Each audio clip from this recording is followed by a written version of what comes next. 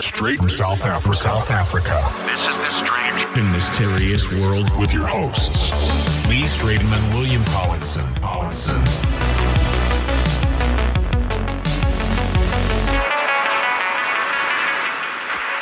Welcome to Season 1, Episode 8 of Strange and Mysterious World. We are your hosts, Lee Stratum and William Collinson. Afternoon, Will. How's things going on your side? Yeah, well, good, Lee. How you doing that side? Great, thank you very much. What's Cape Town weather doing today? Jesus, it's so hot, man. It's really nice, dude. I've been surfing so much this week. I've been going for like 2-hour surfs when my daughter's at school because I haven't had a freelance job coming in the last week. So it's been a great week. I've just been surfing nonstop. I'm like actually exhausted from surfing. It's amazing. Oh, really? Okay. Yeah. So you reckon it's hot? By us, it's currently raining. So, okay. Yeah. So it's nice and cool. Did you run in the rain today? 5Ks in the rain? Yeah, I do. I actually enjoy it. I prefer to than running in the heat. But you don't get so nice hot. And Yeah. no, and the dogs enjoy it as well. Oh, nice. All right. So today's discussion, we may have a double header, but for now, we're going to be chatting about the pyramids and the kind of pyramids around the world. With no further ado, we're going to be chatting about the obvious, which are our pyramids in Giza. What do you, before I carry on, Will, what is your what is your knowledge on the pyramids? And well, yeah, I mean, like I've listened to all of the different kind of theories of it, being like an energy generator.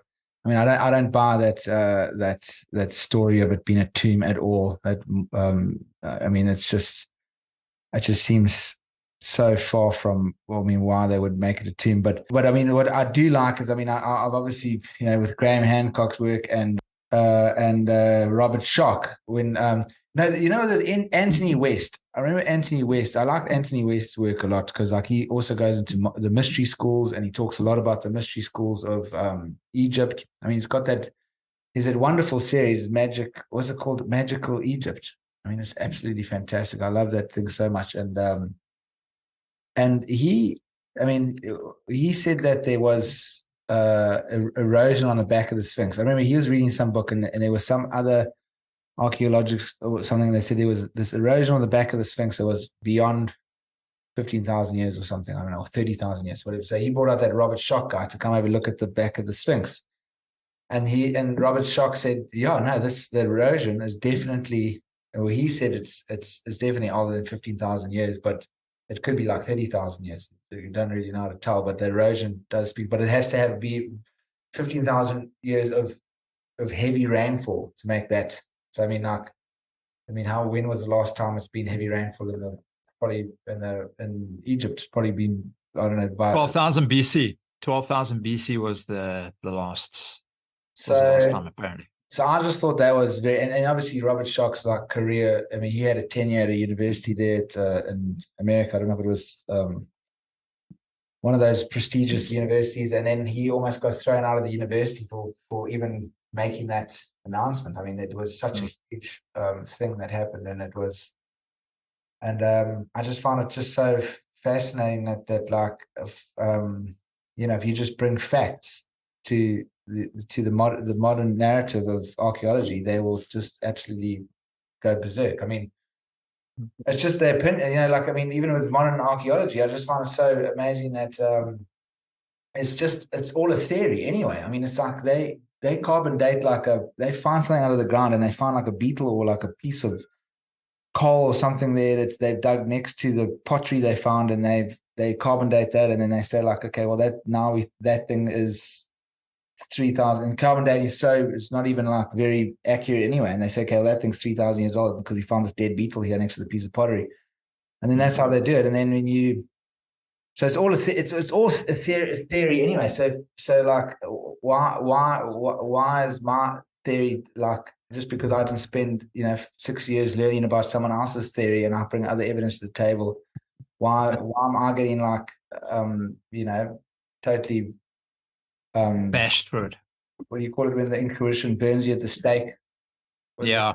So the issue, Will, is when somebody's been given a narrative and they believe that narrative, that's where it stays. So when somebody else comes up with an alternative idea of how things may have come around, they get whacked one way. They get put back down to even not even size. They get put back down to baby size. So people were in those days quite scared to come forward with information and say, "Hey, listen, there might be a different theory," because all the archaeologists, remember those days, archaeologists and the Egyptologists and those things, they would have the say, and your career would hold on what they would come back and say to you. So they held your career in their hands. So if you had a slightly different idea, you better not say anything. Rather just keep it to yourself and go along with the narrative. But the problem is, since then, there has been a lot of people to challenge what we believe. And I'll give you a stupid example. So apparently, according to the Egyptologists and the archaeologists, the very first pyramid that was built in Egypt was the pyramid of Djoser. Okay, that's in Saqqara. I've actually been there. It's the step pyramid. It's quite a famous pyramid.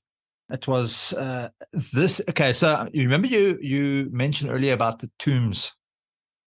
Okay, a lot of the pyramids actually have bodies in them, but there's certain ones that don't, and I'll explain the reasons for that. But so this one, this one was for the king or the pharaoh Djoser. Apparently, it was built in 2630 BC, around about there. So it makes it over 4,500 years old. Okay. The one they then started developing 500 years later is when they say, all right, the pyramids of Giza, which are the true pyramids, because they're not the step pyramids, they were then built.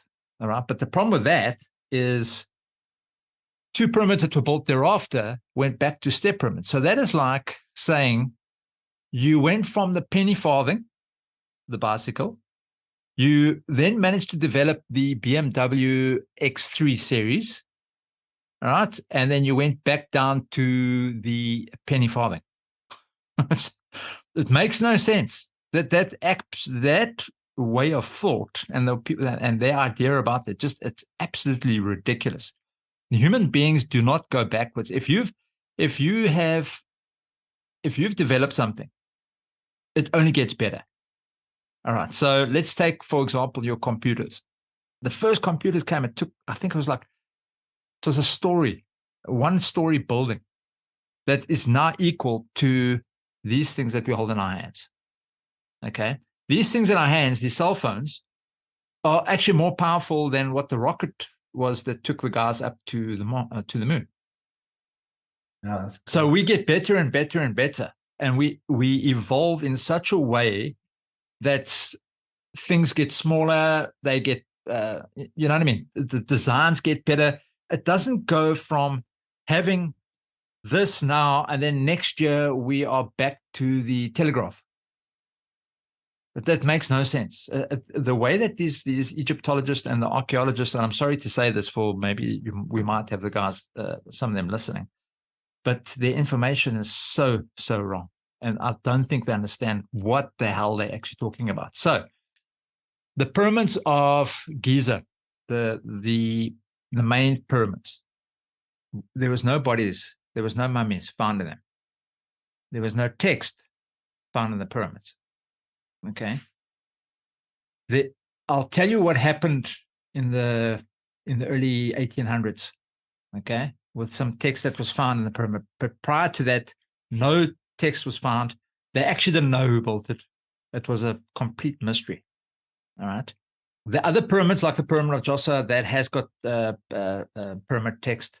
The pyramid that came thereafter has got pyramid text. The red pyramid doesn't have, which is the true pyramid, doesn't have. Great Pyramid and the Pyramid of Khufu doesn't have. All right. No bodies were found there. Now, my theory on this is these pyramids were built prior to the other pyramids that were built. Okay. When the Egyptians landed up, well, the Egyptians as we knew them then, when they landed up coming into Egypt, they saw these things and they tried to replicate. They couldn't replicate. So they went with the basics. All right. So these things, in my opinion, they were there way before. All right. And there's a reason why I'll say that now. But for now, let's just say that They arrived there. These things were there. The Sphinx, everybody says, oh no, it was a lion's head before it was the king. I think it's Khufu that's heads on there. It wasn't a lion, because the way that Sphinx sits, it's a dog stance. It sits like a dog. And the only other animal that we know that was quite prevalent in Egypt was Anubis, the dog-headed god, and one of the big pointy ears. So the theory to that is that was actually Anubis, the statue of Anubis, not of a lion. So yeah, because that's what Graham Hancock's thing was. He said it could have been a lion because in 30, or I don't know how many years ago, but the precession of the Earth, it would have Leo would have rose in that constellation on the equinox where the Sphinx was facing 30,000 years ago, something like that. So that's why he thought it was a lion. But that's very interesting that it's yeah. So that they were reckoning was probably following Sirius, the star, the dog star. Look, a lot of the stuff that Graham Hancock and Robert Bauval and those guys, the stuff that they come up with is actually pretty good. But some of it I disagree with. They did. So let's go back to the Great Pyramid. There was a colonel by the name of Howard Weiss. He was a British colonel, and he was an archaeologist. They were in Egypt, and they were busy doing their archaeology, obviously. Now, the issue was he was running out of funds, and he had an assistant with him, a guy by the name of Mr. Hill. What did Mr. Hill do? This is a theory. Mr. Hill went into the Great Pyramid, took some red oak paint, and painted inscriptions in the pyramid. So when the team went in the next few days, they all of a sudden found these cartouches and these writings in red ochre in the Great Pyramid. Yes, okay. I remember something like this, yes. Yeah. So now those cartouches apparently state, they state that it's actually Khufu. So that's why they say, okay, these three pyramids now were developed in Khufu's time, because this is now the evidence. That evidence, I'm sorry to say, is shit evidence, because A, we know the oak was in problems. B, red ochre, the paint that they used, they apparently carbon dated it. You cannot carbon date red ochre. You cannot carbon date ochre paint because there's no carbon in ochre paint. Okay, so that theory that they carbon dated it is absolute bullshit. This oak, my opinion, this guy went in, he forged the stuff, because apparently some of the guys that went in later to go and actually read the writings that he had actually did on the wall, which was like a baby. It was terrible. You must remember the Egyptians, when they did stuff, they did it with ingenuity. They carved the stuff out in the walls. I mean, this stuff was there. It was made to last hundreds of thousands or even thousands of years. They're not going to just go with a paintbrush and go and paint something on there. That was not what they did. Okay, so there again, that's another thing to say, look, that's absolutely bullshit. This came after. It came after those pyramids were built. He went in, he got funding, and obviously he carried on with his life. The name on the inscription on the cartouche. Now, cartouche is what they found. It's like an inscription that the king or the god's name is almost like in like a pill.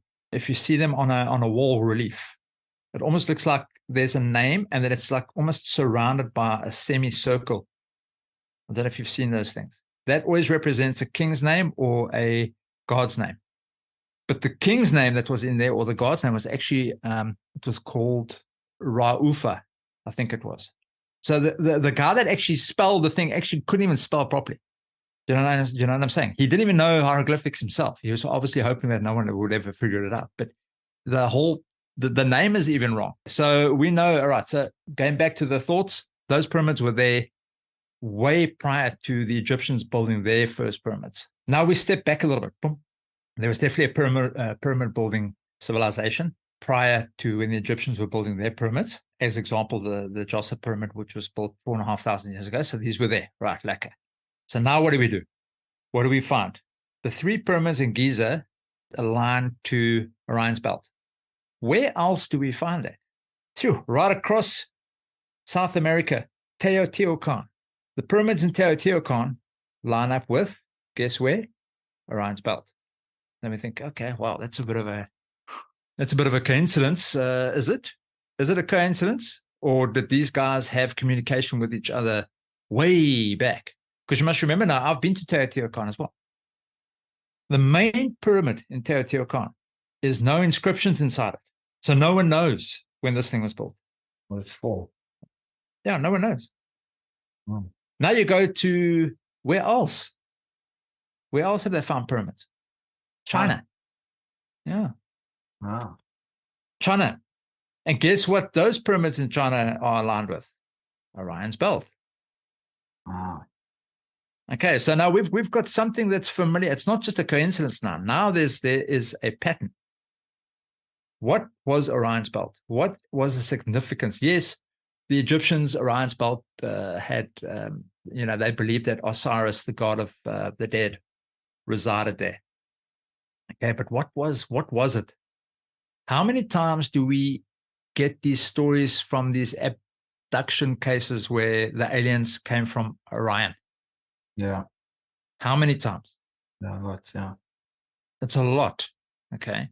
So we started to get almost these similarities around all these different, whether it be you're in China now, you are in Egypt, you are in South America. There's just too many similarities to put this off as just a huge coincidence. There was definitely a pre-civilization. The ancient alien idea. I love the program, by the way. I love Ancient Aliens because I've been to nearly every single one of those sites that they've shown. So I absolutely love that program. I do, but I think they got a bit misunderstanding. Are aliens? Do they exist? Yes, without a doubt. Did they build the pyramids? No. Okay, because we're taking away ingenuity of ancient human and a civilization that let's say Atlantis was true. With like all these guys are saying, Herodotus and Plato and all the guys were saying there was a place called Atlantis. Let's say that was true. What technologies would these guys have had? If they were able to move things with sound vibration, which by the way is what we're actually starting to figure out now. We're able to start levitating things. Yes, they're small things for now, but we're able to levitate. We are figuring out technologies that they had already figured out many, many, many moons ago. We're only refiguring it out now. What's the possibility that they were able to move massive blocks of stone with sound? High possibility. What's the possibility that then the people, the ancient civilization or the pre-civilization, like I like to call them, were able to move around the planet? Easy. I mean, if you go to the Mahabharata, if you go to the Bible, if you go to the Quran, it all talks about these weird spaceships that are with angels that are flying around in the skies and they're landing here and they're landing there. What if they weren't angels? All the way through the Bible, through all the ancient texts, it talks about these beings that were able to fly around in this funny craft. I'm not saying they're extraterrestrials. I'm saying they're pre-civilization, a civilization that were here on Earth and were able to manipulate certain things. And perhaps we saw them as gods, but no, they're not aliens. Did they manage to get out to space? Yes, but they're definitely from Earth. The interesting fact, again, like I was saying with regards to the pyramids, and I know we're talking about the pyramids, my opinion is all of these were built by pyramid building civilization all around the world. You've got the same type of stuff, except for the Giza pyramid, the three of them, and then the Red Pyramid. And I think there's a pyramid in Bosnia, but no one's sure about that Bosnian pyramid. I think they're still kind of humming and hawing. And apparently they found the same type of pyramids out in the Antarctic. Okay. What do you think happened to everyone that they disappeared? Well, I think it's the whole deluge story. So, whether it was a massive flooding, if you heard the stories of Atlantis and what happened with them, they got a bit greedy and they got a bit out of sorts and they were fighting with each other all the time. It became a bit of a thing, and the guys apparently got flooded out overnight. Apparently Atlantis sank overnight. But I think a lot of them got off world and managed to kind of find their way into the stars and those kind of things. And perhaps hung around, waited for the deluge to subside. It could have also been during the Ice Age. It might have been a catastrophe that happened, where the whole bloody Earth just became like one big ball of ice.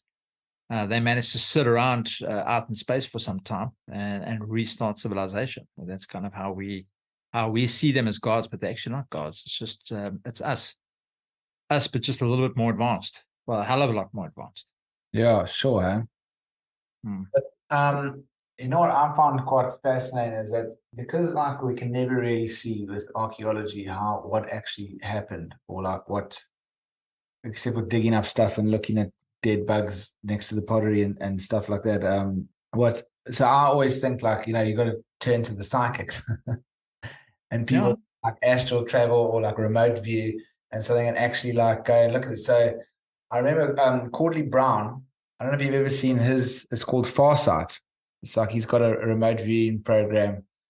It's like a website, and you can actually learn how to remote view on there. But I loved it. His stuff that was made like quite when he first started, because he had these two amazing remote viewers, Daz Smith and I forgot what the other guy's name is, but he sounds Australian. Named Daz. Daz. No, he's actually British. Yeah, he's British. Oh, okay. And Dick Algar. There we go. So yes, so Courtney Brown had this wonderful. He has got this wonderful remote viewing site called Farsight. And I mean, I really loved the stuff back in the day that he did, because he had old Daz Smith and Dick Algar, which are, I think, two of the best. Two of the best remote viewers that are public, because I mean I'm sure a lot of the best ones. I forgot what that other guy that's on the CIA that's also gone public now. Anyway, but so I'm sure there's lots of them that's obviously I think when remote viewing when the CIA stopped doing the remote view, or they said they stopped doing the remote view and they closed the project down, they're obviously using contractors. They contract people in to do remote viewing for them. Farsight had Daz Smith and Dick Algar, and they were incredible. And what was so cool is that Courtney Brown would give them a project to remote view, and then there was two of them. So it was so cool to see that you would see what Daz Smith, and also remember, remote viewing, you just get a number. You just say remote view this number, so you don't know what you're actually remote viewing. So when you see the data coming back from like Daz Smith, and then you see the data coming back from Dick Algar, and it matches, that's really interesting, because then you're like, wow, okay, both of them are getting the same kind of data, so this must be something to it, Then obviously what happened with the Farsight Institute, people started complaining, why is it these two white male remote viewers, like this whole woke thing going on? So then Courtney Brown changed the whole thing, and he just hired black females. Well, not hired, like now he's got this whole, if you go into the Farsight Institute now, it's just like these black females and his son, which is like a mixed race. So it's these three. It's the new team. Is that the new team? So this is the new team, and everybody was always wondering, like, why does he have all these black, sexy women in these lovely low cut outfits? And I mean, they look very hot, and but like, and then when you follow him, but he starts telling you like, no, because he wants to make it like he wants to be like a Netflix channel or whatever, and he's trying to incorporate it so like the people look like models or like movie stars. I don't know, he's got this whole thing going on about trying to be a streaming platform for his remote viewing channel. But yeah, the stuff's pretty cool. I mean, if you go on there and you look at it, and it's great because now he's got like more people. There's like sometimes like 4 people doing a project or 5 people, and you can match the data. So it's still very good. But I just love Daz and Nick Algar. But they went on their own stuff now. They're doing the thing called crypto viewing, which is also, there's some really cool stuff. And the Hellfire project is really cool, and it's got them and Desmond and 3 other guys, and a guy named Edward and like another. Then there's some really interesting projects they're kind of over there. But anyway, to get back to the pyramids, sorry, that was a long way to get to the pyramids. But anyway, did they remote view the pyramids? They did a remote viewing of the pyramids when they were there. And okay. It's fascinating, man. Like. And they got the shape and everything, the pyramids, and then like Dick Algar was saying, like, no, that there was genetically modified humans that built the pyramids, but not built the pyramids. They went to mine the stone, and like they had to have these masks, but they weren't like geez, it's bringing up the word mask now in the last few years of mask stuff. It's like Not the COVID masks. not old. What's that? Not Fauci's masks. These masks were like these masks were like proper proper air masks to give like intelligent masks or something. And like, but these beings were like only like genetically made, so they weren't that intelligent. They would just worker things, and they would actually work themselves to death. So they would go into this thing, and they would just mine rock until that there was no more oxygen, or the fumes or whatever was so intense that the masks would stop working, and these things would just die. What they both saw was that there was these blocks. They saw blocks, huge blocks. They were just moved along, and they said that they couldn't determine if it was sound or it was some kind of vibration, or it was something that was moving these rocks. But the person that was was guiding it would just stand next to it and kind of just push it. What it was, so it was like floating on something, or like sound or vibration or something, and they would just kind of just floated around like that. Okay. And then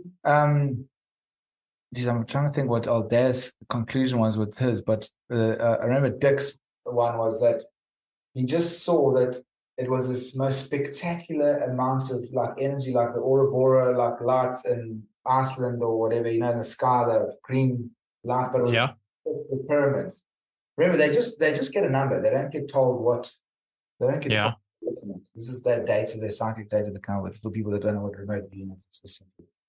So this is what he's coming up with, and he's saying like, no, okay, there's pyramids, there's three of them. He even said three or whatever, and there's all this light, Aurora light, like just coming off of it, and the whole town, everyone just stands in awe, just watching in this spectacular like awe as this thing just lets off all this colorful light going into the sky.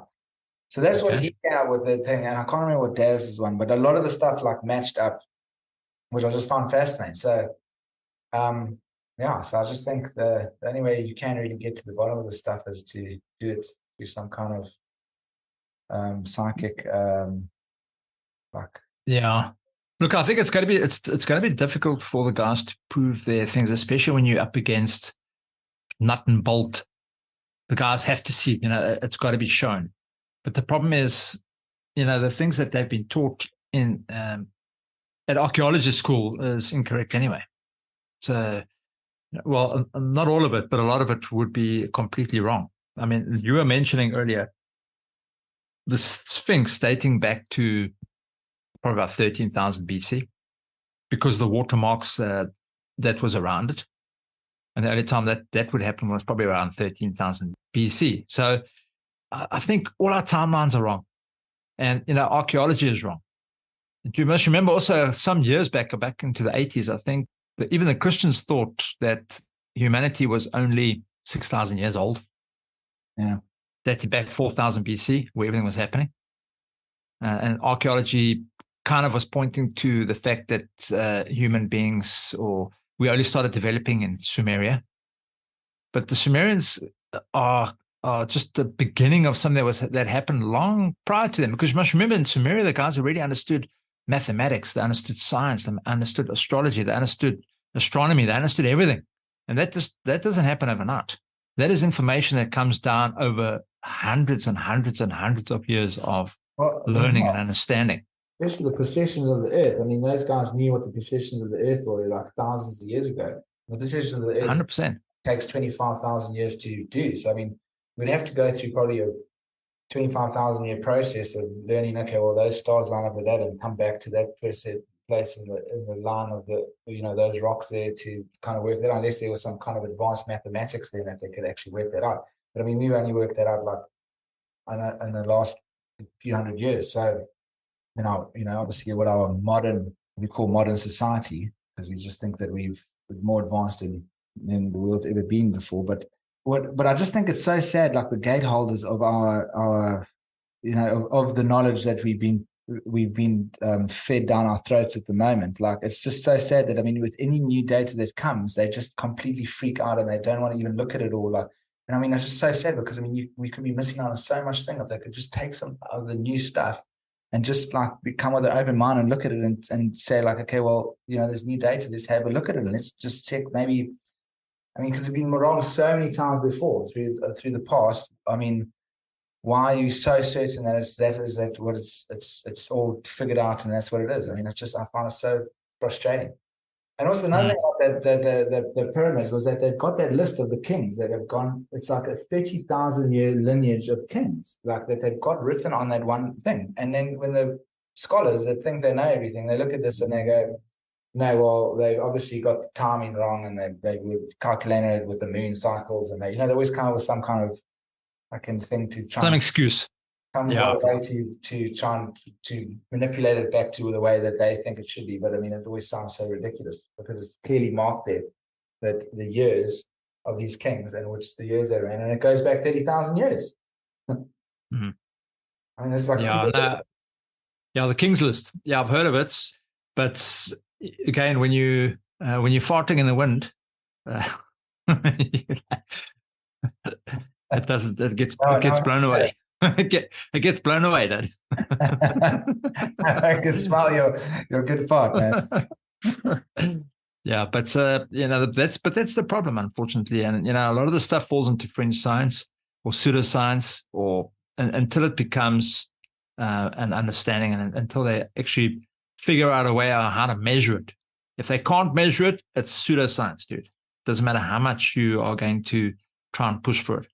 It's the same as remote viewing. It's a pseudoscience. It's not recognized because they cannot measure it. It's not recognized. But the problem is, remote viewing is used by the governments. It's used by the CIA. It's used by the Russians. So there must be something to it. I mean, these guys are not going to be spending hundreds of thousands of dollars on a program that absolutely does nothing. So there's got to be something to it. And I just feel that the whole idea of our history, we know nothing. We don't even know 10% of the real history of what's been there. We hear myths and stories, and we blow them off to myths and stories. But a lot of it, in my opinion, I mean, you know the story about Troy, when the Greeks invaded, they tried to take Troy down with the Trojan horse. Yeah. Up until recently, that was seen as it's just a myth, until they actually found Troy. They found Troy and they think, oh, hold on, maybe it wasn't a myth, maybe it's actually true. So that has happened a lot. That happens so often, dude. So, like I said, we flailing around in the dark. We're guessing, and until such time as we can actually find some sort of evidence, we can change. But even if evidence comes along and shows the way and says, listen, you're on a wrong path, you actually don't know what you guys are talking about, they won't accept it. Yeah. They won't accept it because we are not part of their group. We're not part of that elite. I can't even say elite because some of their thoughts is like nowhere near elite. But we're not in that family, so we can't. They'll never accept the opinions of us laymen, us non-archaeologists. Look, the pyramid has always been a significant thing in all of our. Right up until today, the pyramids are very significant, and we're just finding more and more and more of them. So the idea that there were pyramid builders on the planet prior to the Egyptians, it's becoming more and more evident that there was some sort of race that knew each other. Do you remember the Peri race map?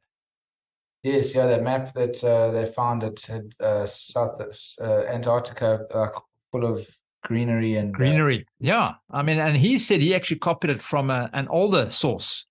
Yeah, and the stuff, the continents and stuff that were found after that map, hundreds of years after that map, they then said, "Hey, now we found this." Meantime, this stuff has been discovered like way back.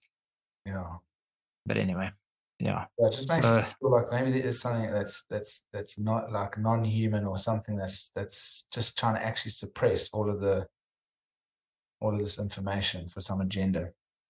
Yeah, well, like we were saying last time on agendas, there's definitely an agenda going on. I don't know why they're trying to keep us in the dark, because I think there are certain people that know the true history.